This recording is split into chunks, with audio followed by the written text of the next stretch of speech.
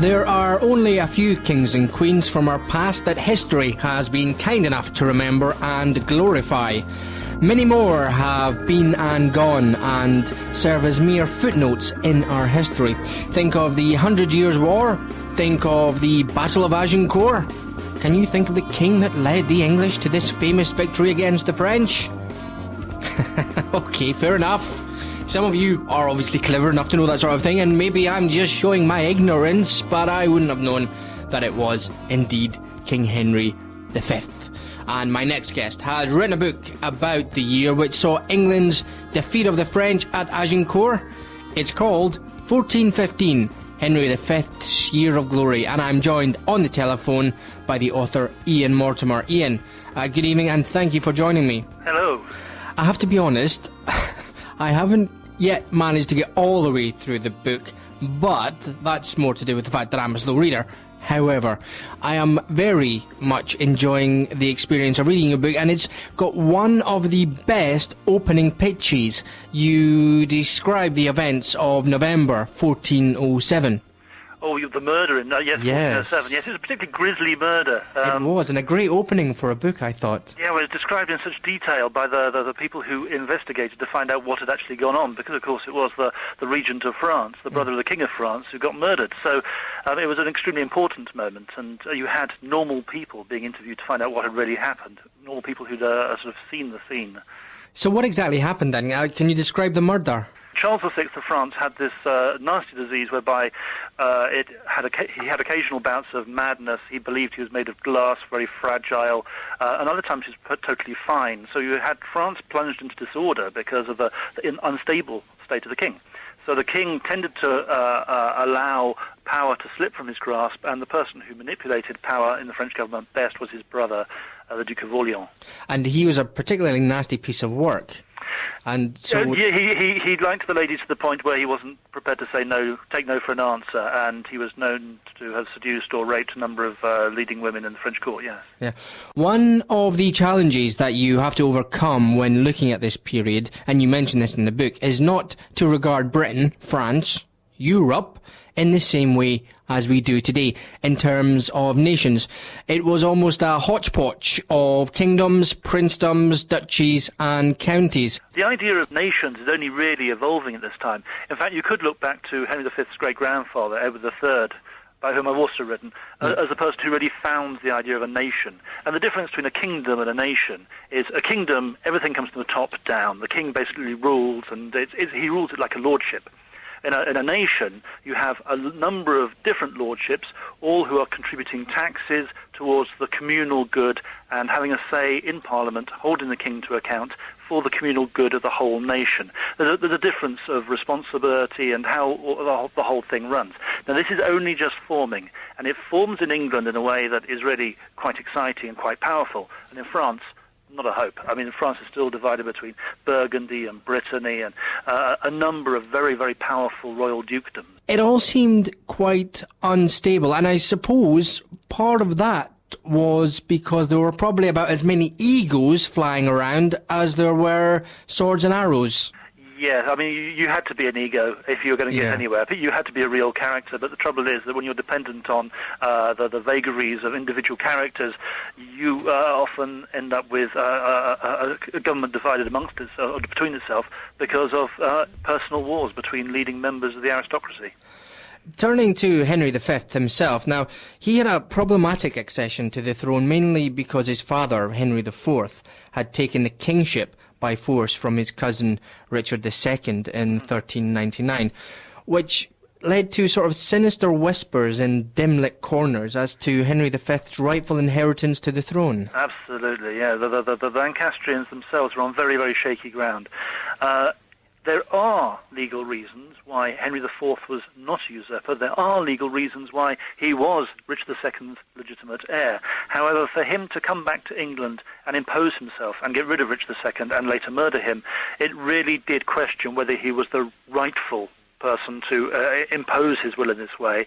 And although there were legal reasons, they weren't necessarily the only legal reasons, and there was a common law argument which shouldn't really have applied to royal family, but most people understood the common law heir, the Mortimer family, no connection to me by the way, were the rightful heirs to Richard II. So there's this whole dubiousness about the Lancastrian dynasty to start off with. And then, on top of all this dubiousness, the harvests fail for 2 years on the trot. Now, when 2 years harvests fail, people start starving to death, and you find that manors become unprofitable, when the weather turns bad as well, that people really do wonder if it's God's will Lancastrians should rule. And law and order tends to break down. By mid-1401, law and order has pretty much broken down up and down the country. So people are saying, well, should Henry IV really be king? Is this not a sign of God's displeasure? Now, Henry IV soldiers on. He's an extremely brave and stalwart figurehead, Henry IV. And he, despite falling ill, he eventually gets through to the end of his reign. He dies. Henry V becomes king, but Henry has to prove somehow that Lancastrians have the right to rule. It isn't a given. Now, your book describes Henry quite vividly, and can you share with us also where these representations come from?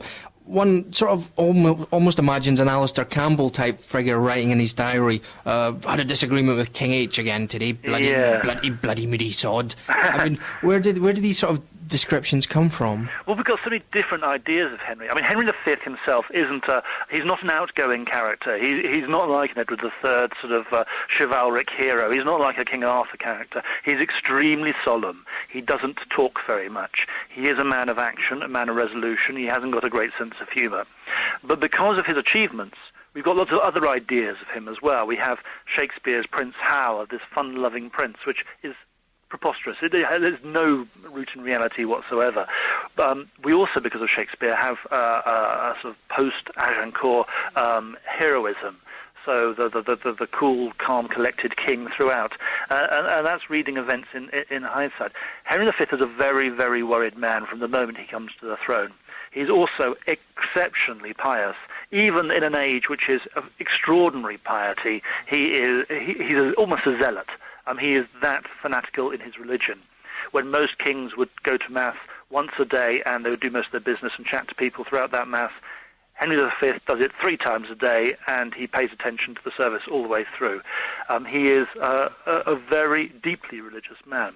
So in many ways, his actions have to be interpreted in an almost religious light. So when he decides to go to war in France, it's to prove that God approves of his kingship of both England and France. And he really has something to prove in the eyes of God. He doesn't do anything lightly. And there appears to be only sort of one official picture of Henry V. Now, portraits notoriously are painted in favour of the subjects they portray. Do we know what he looked like, his stature, and what he was good at, what he enjoyed? We enjoyed religion. I mean, this is one of the things we must remember, that medieval people revelled in the depths of religion, and it wasn't a burden to them, and they voluntarily undertook their religious zeal. So we must say that. He did enjoy hunting. He did have a few pastimes. He did enjoy music. He'd been taught by his father to play the harp. He wasn't a great companionship man. But he doesn't allow these things. In the year 1415, which I concentrate on in this book, so we can see exclusively everything he did, he doesn't allow his pleasures to get in the way. So we don't find references to hunting. We don't find many references to music, although there'll be music at the court the whole time. The one portrait you mentioned, what did he look like? Well, that one portrait is a copy. It was based on a painting that was painted 100 years after his death. It's probably close to an original painted at the time, because we have manuscript illuminations from his reign which show a similar sort of king. That's the pudding bowl hairstyle, which is a bit like a religious tonsure upside down. So the bit that would normally be shaved is hair, and the bit that would normally be hair is shaved. It's like a reverse religious tonsure. Yes, that probably is what he looked like hairstyle-wise. He does have this solemn look to him. What you don't see is, of course, the great sort of scar on the side of his face, where he got an arrow in his face at the Battle of Shrewsbury in 1403 at the age of 16. So there is a sort of we're preserving a veneer of what he looks like to make him look handsome. But yeah, he would have been intensely aware of everybody looking at his scar, and up till then, people were meant to look a lord in the eye. You get the impression with Henry V, he did not want them to look him in the eye. He wanted them to look away from his face. One of the methods that you use to bring Henry alive on the page is through the issue roll payments.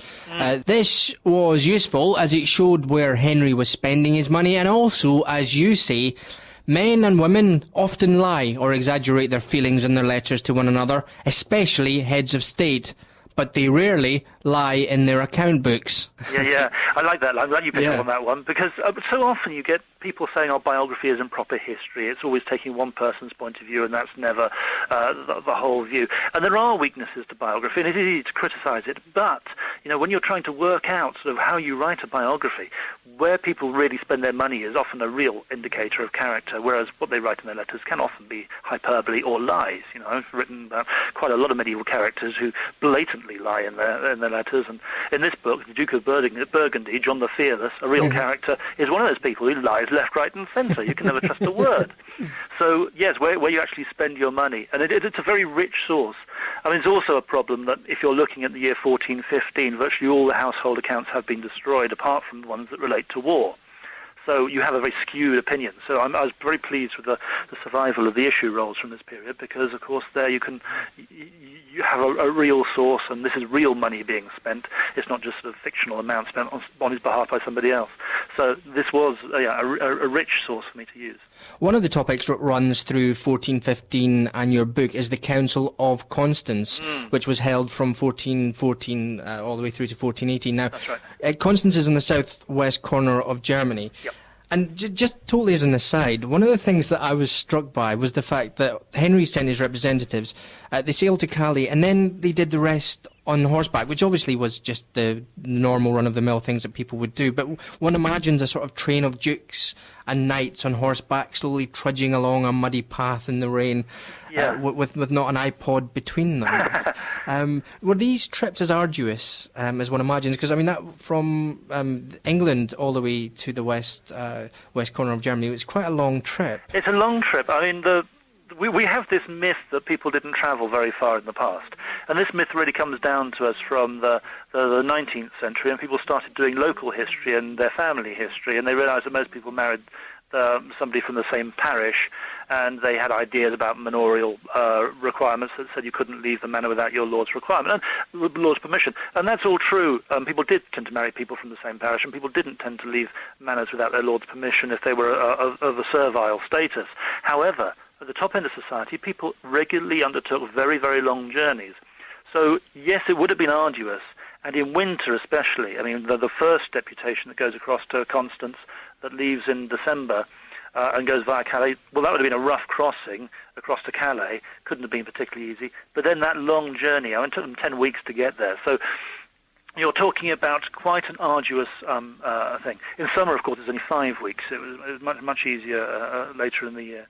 But regularly English kings are sending people off to Avignon or down to Rome and getting news across. And remember, they all intermarry across Europe, so regularly they're having messengers sent across their kinsfolk in Castile or Aragon and places like this. So although it was arduous, and you did tend to sort of look at it as being a bit of a bore, having to travel that far, at the same time people were used to it.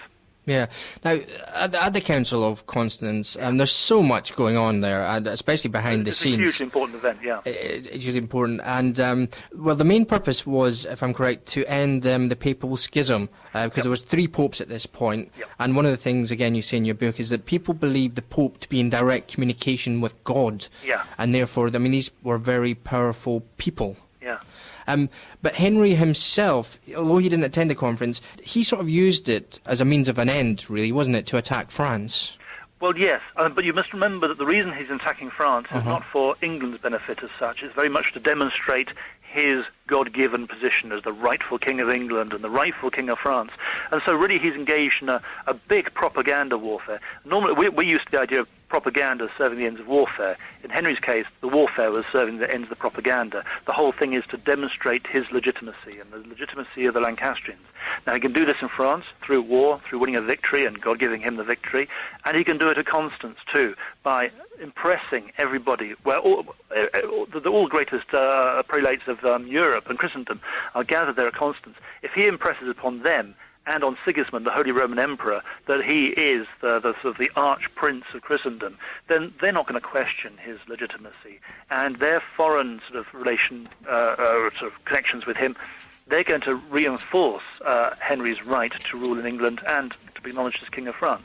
So it's all part of, from Henry's point of view, a great big propaganda campaign. And he's doing it really to back up himself, and also to sort of make sure that England remains at peace and to unify the kingdom. So there is method and sense to his big propaganda campaign, but that's going on at Constance. And the thing about Henry is, which I'm just literally just trying to find it in the book, you mention it, he's, the actual phrasing, a lot of what he seems to do and a lot of what makes him carry on the way he does is because of grudges that he bears. He's a man who bears a grudge. Oh yeah, I mean we think of him as a hero character, and we see Shakespeare and we see Larry Olivier in the Second World War, Henry V Shakespeare play, all done for sort of patriotic, heroic reasons. But really, the man himself had the biggest chip on his shoulder of any English king I think I've ever read about. So we are talking about a man who's got some real inferiority problems, and he's trying to prove himself every moment of every day. So, yes, he is an extraordinary man for that. Now, I'm going to jump to August, which was a very important month for Henry. First of all, he'd survived a plot to get rid of him. The Southampton plot. Yeah, and his preparations for the invasion of France. History could have been very different, couldn't it, at this point? Well, if Richard Earl of Cambridge had got his way, yes. I didn't think it was ever likely that the Southampton plot could have been successful. It might have succeeded in hampering the expedition, but Henry was well guarded, and the Southampton plot, which sought to get rid of the king and get rid of all his brothers and put the Earl of March on the throne. There were too many sort of variables in there, and it was more of a wing-nut prayer to try and put somebody else on the throne and get rid of the Lancastrians. They could never have got rid of all four Lancastrian brothers, because after Henry there was Thomas, Duke of Clarence, after him there was John, Duke of Bedford, and after him there was Humphrey, Duke of Gloucester. So there were four very able young men to get rid of, and the English aristocracy just wouldn't have accepted it. And on August the 7th, which you detail in your book, was the day that Henry was finally able and ready to set sail on, I think it was the magnificent ship, the Trinity Royal. That's right. From near Southampton.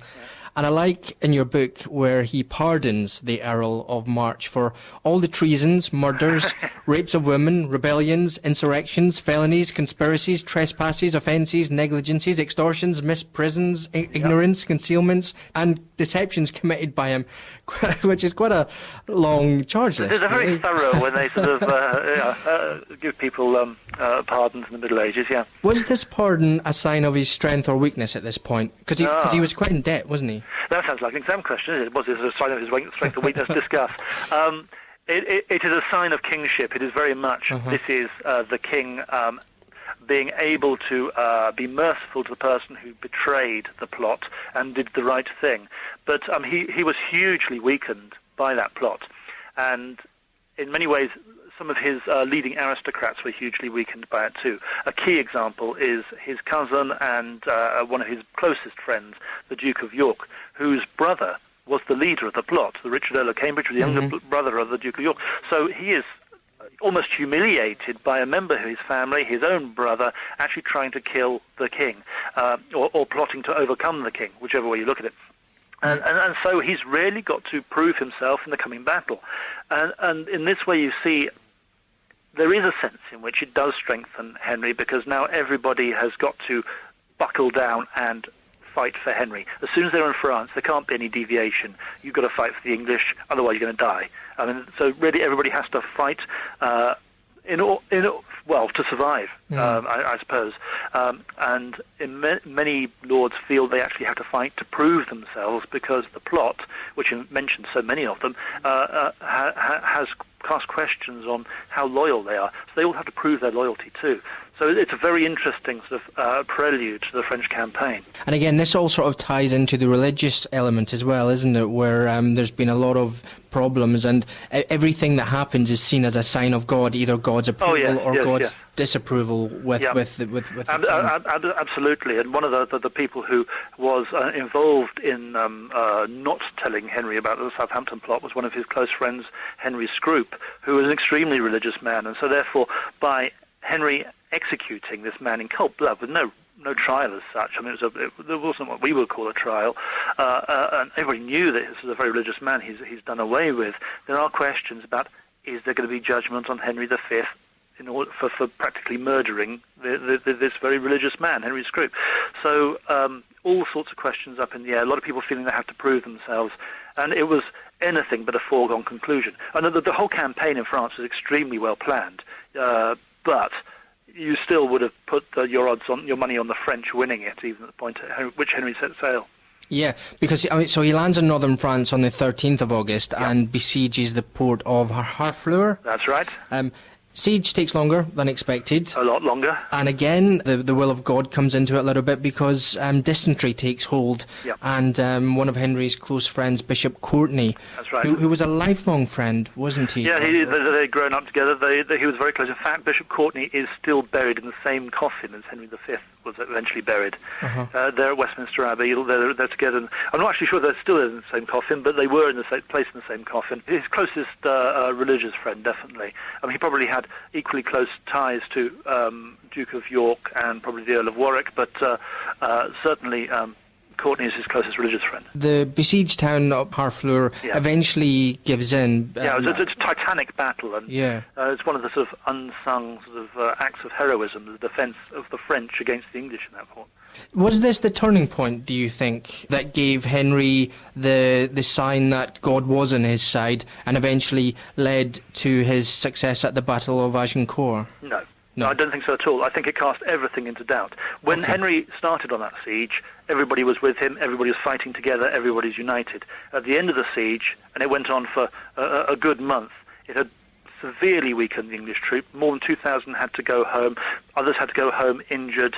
He had a much smaller army. The French were known to be able to mobilize much, much larger armies. And although he had a number of archers still with him, the effectiveness of those archers was in doubt if they were going to fight on good, solid soil, because the French cavalry could easily break up massed ranks of English archers.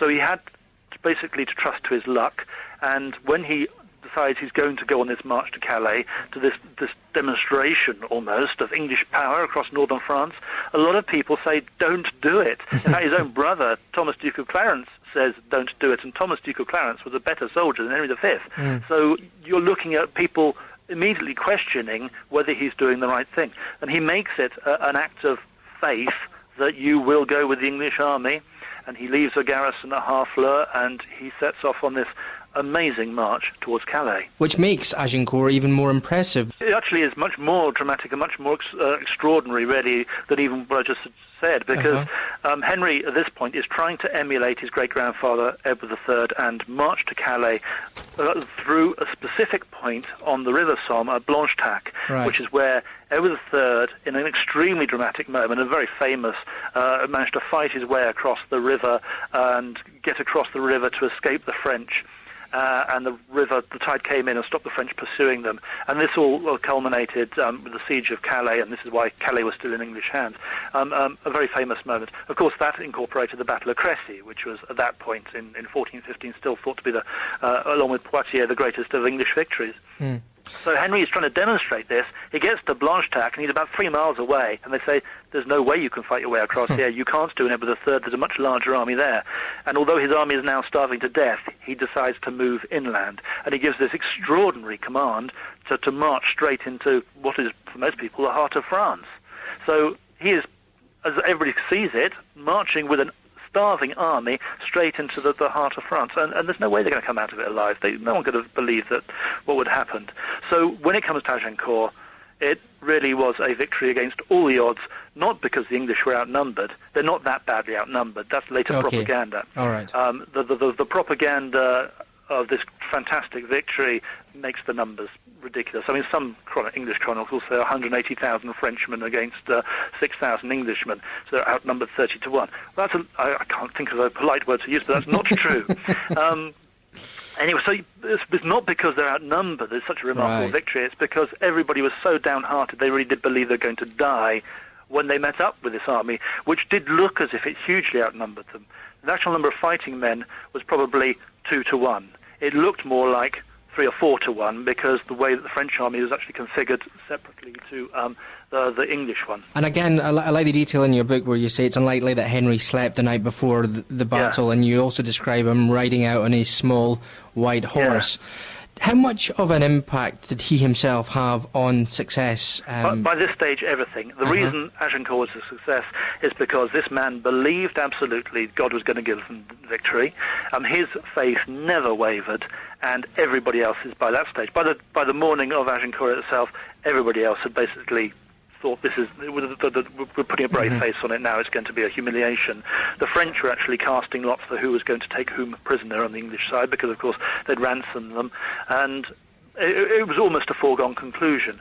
So the king's confidence was absolutely crucial in holding the army together, in galvanizing them to present a force, and of course commanding them to arrange themselves in array on the field of battle, because unless you've got somebody who's competent doing that and still looking to win, then you're not really going to stand a chance.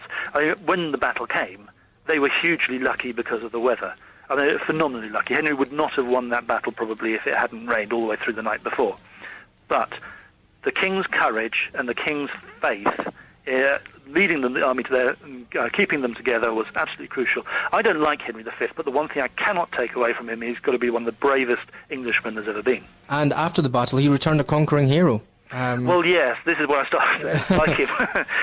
Yes, the conquering hero revealed really what a nasty piece of work he was, and how damaging his confidence in it being God's will. I mean, he really did start to believe in himself as a divine a soldier of Christ, I suppose, and therefore, I mean, later years when he returned to France, he would have people who looked him in the eye hanged, or somebody who just dared to defy him in some way hanged, and he became a tyrant of pretty much the worst sort in my book, because of this sort of huge faith in what he did was God's will. And there's one point when a Spanish friar says, "How can you kill all these people and call it the word of God?"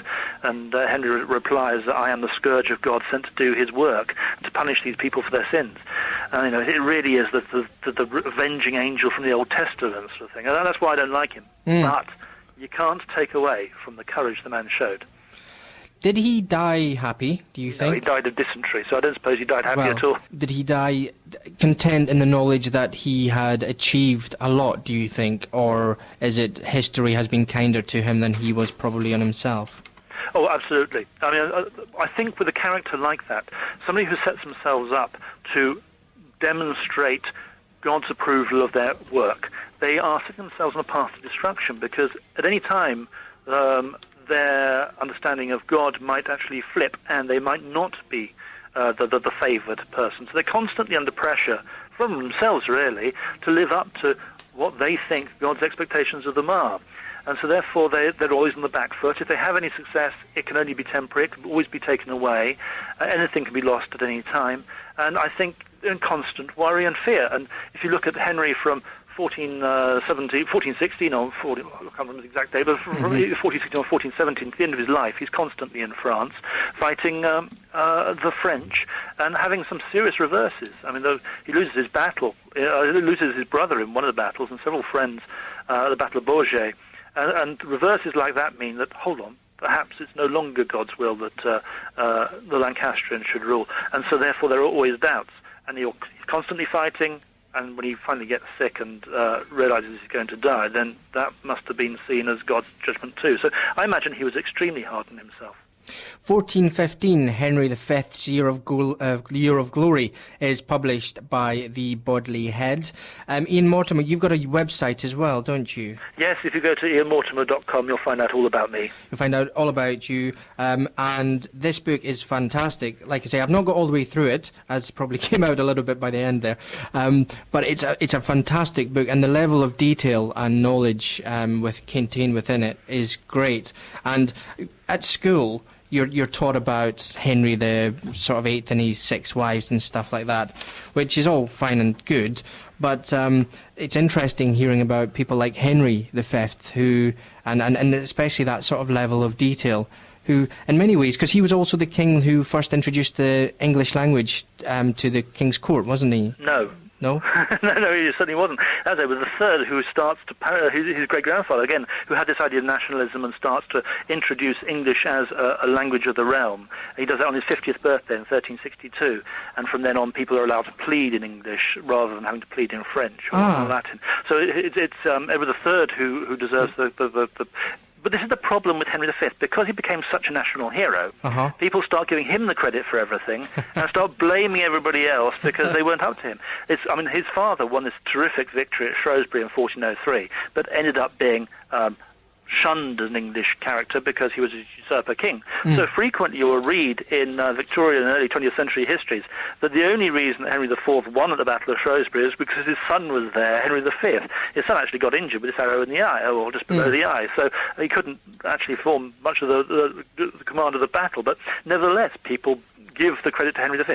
There's two pieces of music written by the King Henry, which are recorded in a manuscript called the Old Hall manuscript, which was composed by 1419, and it belonged to Thomas, Duke of Clarence, Henry's brother. Because it says by King Henry, then it's always said to be Henry V, because he is this wonderful sort of English hero.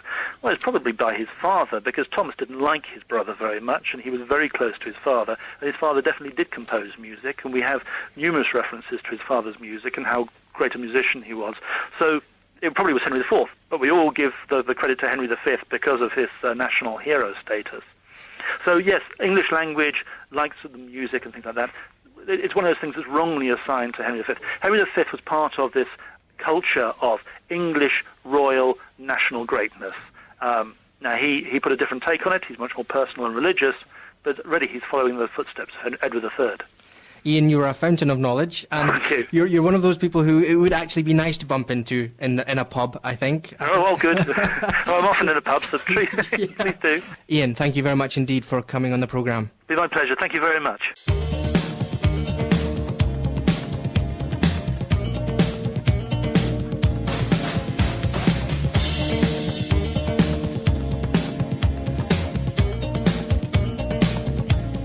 Looking out for love